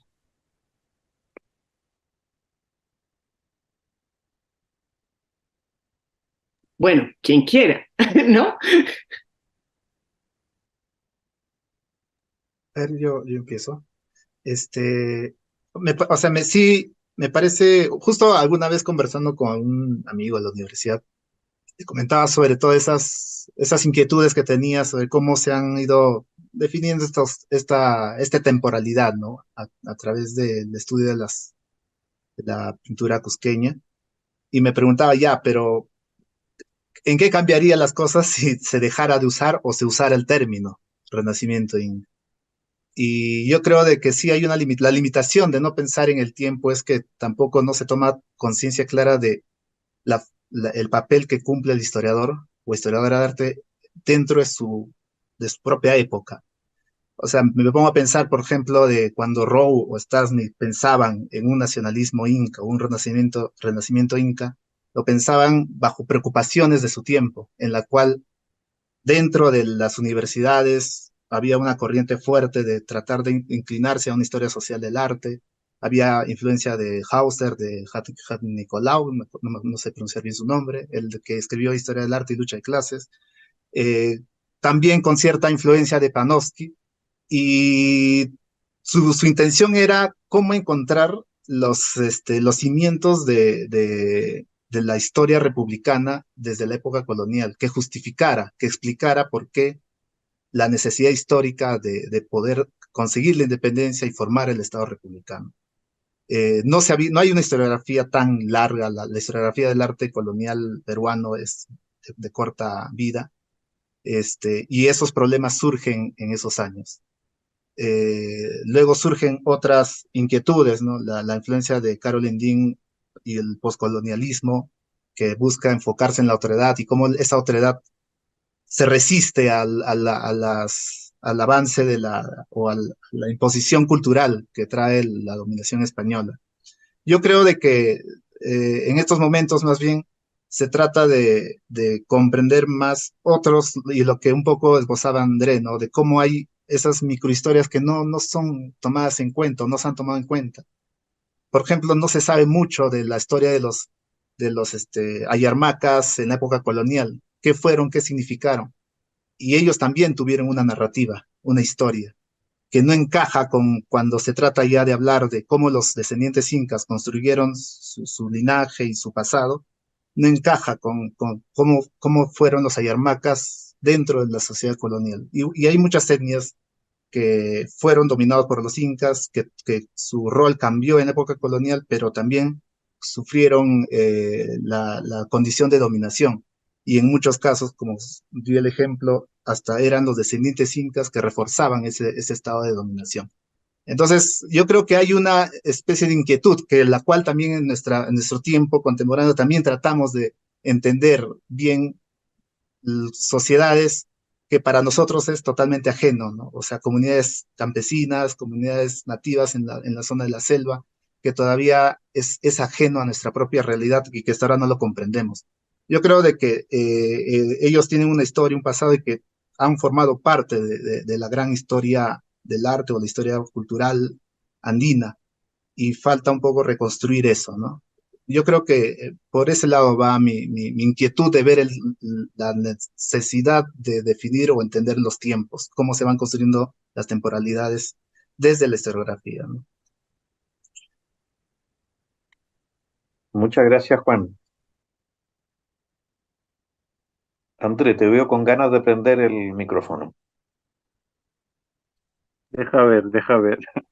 No, también estaba pensando una otra cosa cuando cerraba la presentación que les hablaba acerca de Bruno Moreschi, del trabajo este que está basado en la pintura de Pedro Américo, que es como una reelaboración por artistas populares. O sea, él lo que hace, al final estaba cerrado el museo en São Paulo, el museo donde está la pintura de Pedro Américo, y él, bueno, el museo se abrió en 2022, pero aquel punto que fue como 2018, 2016, por algunas veces él invitaba a artistas que hicieran partes de la pintura en otros lugares, o sea, hacían como una interpretación personal de la pintura de Pedro Américo en otros sitios, en la zona de Ipiranga donde está el museo. La misma cosa con Paul Setúbal, que trabaja con algunas imágenes que son imágenes del conjunto de arte brasileño del siglo XIX, por ejemplo, como en la escultura que está esa, de arriba para abajo de Pedro I, que es la escultura de Praça Tiradentes en Río, si no me engaño es de Rocher, o entonces, por ejemplo, el Elmo, ese Elmo de los Dragones de la Independencia, que hace como una reinterpretación. Una cosa que me interesó también cuando volví a mirar los años 60, 70 sobre todo, es la importancia de la figuración. O sea, eso porque en Brasil, así como no sé, también en Venezuela, la idea de la informalidad o de la abstracción tiene un papel importante en los 50, 60, pero hay algunas cosas que se recuperan solamente por la figuración. Entonces, el retorno, esta idea de que la figuración presentifica o torna posible la revisión del pasado, a mí me interesa mucho. Y acerca de la presentación de Ángela y acerca del tema del rococó también, eso siempre me pareció una posibilidad. O sea, que a algún punto, en la segunda mitad del siglo XVIII, hay como un cansancio de la figuración, sobre todo en Brasil. Cuando nosotros miramos, por ejemplo, al Pilar de Ouro Preto, o miramos a una iglesia como Nuestra Señora da Conceição en Sabará, hay un conjunto muy significativo de imágenes, pero cuando nos movemos hacia 1780, por ejemplo, el Carmo de Ouro Preto, o incluso San Francisco desde el punto de vista de la decoración, aparte de los techos, no hay tanta figuración. O sea, el rococó también es como si fuera una especie de abstracción espiritual. O sea, al final es como si quitáramos los motivos, los temas antropomórficos en la propia decoración. Si hacemos la tradicional comparación del mediados del siglo XVIII, por ejemplo, lo que nosotros llamamos el estilo Don Juan V, el estilo de Juan V de Portugal, 1750, 40, 50, 60, donde hay muchos elementos antropomórficos, angelitos, personas que enseñan carteles y cosas así, y el rococó al revés no, se vuelve como un estilo muy abstracto de decoración, con formas que son muy sensuales, pero se quita más o menos el material pasible de interpretación desde el tema, desde el punto de vista de lo que está figurado en la decoración. Entonces a mí me parece también que hay un control que cambia de la interpretación de la imagen a una idea de inspiración. Como decía Ángela, también son valores más bien que historias, ¿no? No son tanto las historias que se pueden mirar, pero hay como una inspiración que te da el motivo decorativo que cambia el lugar de la atención de aquella persona que entra a la iglesia.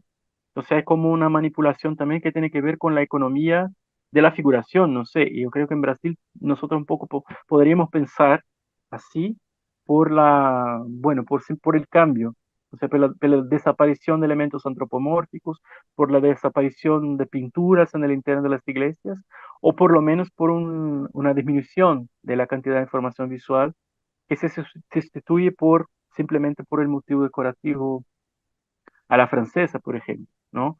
Entonces, no sé si también hace sentido pensar así en otras partes, que hay un cambio o que el rococó sustituye la figuración, no sé. Muchísimas gracias, Andrés. Estamos ya en la hora del café. Ángela, no sé si quieres agregar algo. Sí, Dale. muy rápido, solo para a contestar un poquito a Olga, ¿no? Como, para qué seguir utilizando estas categorías estilísticas, ¿no? De la historia del arte formulada en Europa y cómo aplicarlas en los estudios del arte en América Latina y en Brasil. Bueno, yo creo que esta idea de utilizar con tanta énfasis, ¿no? La definición estilística tiene un poco que ver con algo que hablaba ayer, Olga, sobre la vuelta a la biografía, ¿no? De los artistas. Yo creo que quizás la historia del arte a finales del siglo XX empezó su crisis como disciplina y quizás hemos vuelto, volvimos mucho a nuestras categorías como disciplina, ¿no? Yo creo que el estilo ha sido como volver a un puerto seguro, como volver al modelo de las biografías. Entonces, yo creo que, y para Brasil, yo creo que la definición de rococó tiene algo que ver con no digo un rechazo, pero poner en contradicción la idea del barroco como algo que puede denominar todo, ¿no? Esta idea de que reivindicar la idea del rococó para quien estudia el arte colonial es un poco salir de la hegemonía barroca, ¿no? Como si el barroco fuera un término capaz de explicar todo, incluso, ¿no? Entonces, yo creo que volver a hacer el rococó de un modo como intentar una categoría como olvidada o como mal estudiada, mal comprendida, bueno, más o menos eso, no sé si, pero que tenemos que terminar, ¿no? Muchísimas gracias, Ángela. Muchísimas gracias a los tres. Muy magníficas presentaciones, muy buena discusión. Tenemos entonces media hora para ir a tomarnos un café o lo que cada uno quiera hacer y a las 10:15 retomamos con la mesa 4, fuentes y métodos. Muchas gracias a los que estuvieron presentes, a los ponentes y ya nos vemos. Gracias. Gracias. Hasta la próxima.